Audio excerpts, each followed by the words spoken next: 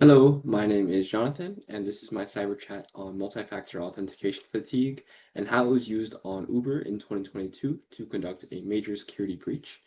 I chose this topic because I am an avid user of Uber myself, and I was interested in learning a little bit more about the history of their cybersecurity breaches, and also just to reaffirm the idea that typically thought to be secure practices, such as multi-factor authentication, are really only as effective as the users who rely on them, and just to reaffirm the idea that there is still today a dire need for basic cybersecurity awareness training. And yeah, so some context on the incident. This occurred in September 2022, and it was conducted by an 18-year-old hacker from Lapsus, who at the time had already gained a reputation for performing these types of hacks with these techniques. And just to name a few companies that they've been involved with, we have Microsoft, Cisco, NVIDIA, Okta, and Samsung. So some pretty big names. And yeah, through these techniques, an external contractor for Uber had their account compromised along with several other platforms.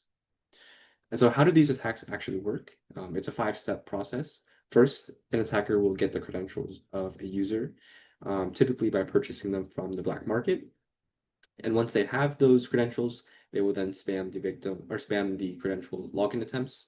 And so with each attempt, a push notification will be sent to the victim, and with repeated login attempts and repeated notifications, that eventually wears down the target, who might accept one of these requests out of frustration and just they'll accept one in order to make all these requests go away. And in addition to this persistence, there's also persuasion that is used from the attacker. And so they might reach out to the victim on several different messaging platforms in order to coerce them and socially engineer them into accepting one of these requests and ultimately gain unauthorized access to an account. And so these were the steps that Lapsus pretty much used. They purchased the Uber contractor's credentials, generated push notifications, and most importantly, they impersonated Uber IT support on WhatsApp in order to reach out to this victim directly and coerce them into accepting a request. And so there were some pretty substantial impacts that this hack had on Uber. Firstly, the attacker was able to get access to their corporate VPN, corporate Slack channels, but also PowerShell scripts that had hard-coded admin credentials. And the attacker used these credentials to gain access to other platforms and secrets, such as OneLogin, AWS, and G Suite.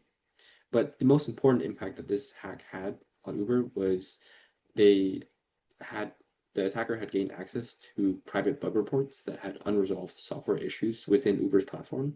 And I say that this poses the largest risk because if, say, the attacker wanted to, they could have sold these bug reports for financial gain on the black market, and buyers would have active exploits available to the Uber platform. Fortunately for Uber, the attacker and Lapsus in general, isn't known for performing these types of hacks for financial gain or any other reasons than just simple notoriety and just gaining attention within the community.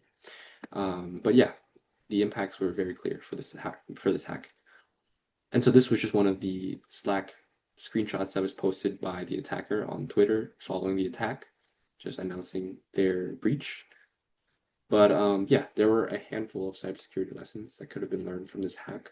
Firstly, multi-factor authentication is only as effective as the users who rely on them. Had the contractor not accepted that request, they would have denied access the to the attacker from compromising their account and subsequently compromising several other platforms and those private bug reports.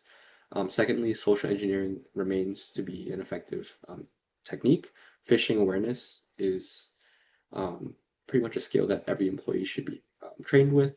And so, in order to prevent these types of attacks and ultimately the scale of these attacks, and thirdly, just to follow best development practices by hard coding those admin credentials on the PowerShell scripts, developers gave this hacker elevated access to some of their more important services, and that pretty much amplified and escalated the severity of the breach.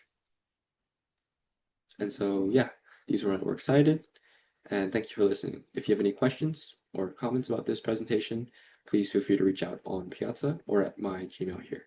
Thank you.